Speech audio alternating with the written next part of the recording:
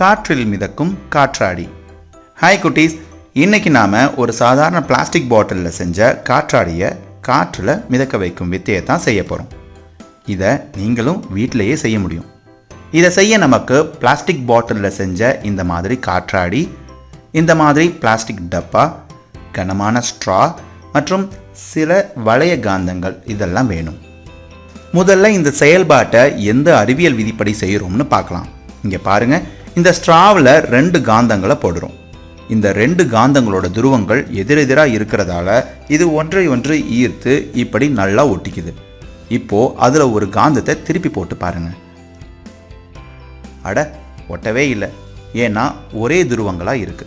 ஒரே துருவங்கள் ஒன்றை ஒன்று விளக்கும். அதனால தான் இந்த காந்தம் ஒட்டாமல் மேலேயே மிதக்கிற மாதிரி நிற்கிது. இந்த விதியை வச்சு தான் இப்போ இந்த செயல்பாட்டை செய்ய போகிறோம். செய்யலாமா குட்டீஸ்? வாங்க செய்யலாம்.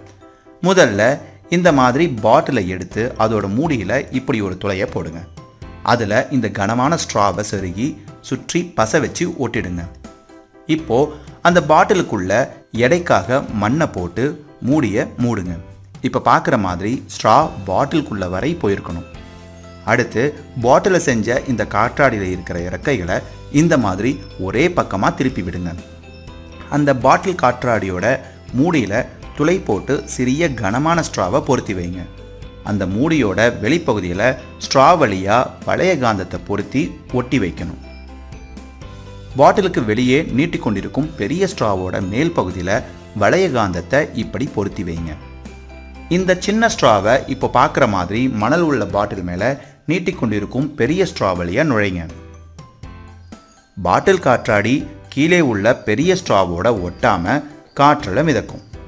ஏன்னா இந்த 2 காந்தங்களோட துருவங்களும் ஒரே துருவங்களாக இருக்குது. அதனால் ஒன்றை ஒன்று விளக்குது. இந்த அமைப்பை எடுத்து மின்விசிறிக்கு கீழே வச்சா காற்று பட்டதும் பாட்டில் காற்றாடி வேகமாக சுற்றுது பாருங்க. நல்லா பாருங்க, பாட்டில் காற்றாடி காற்றில் மிதந்துக்கிட்டே எவ்வளவு அழகாக சுற்றுதுன்னு பாருங்க.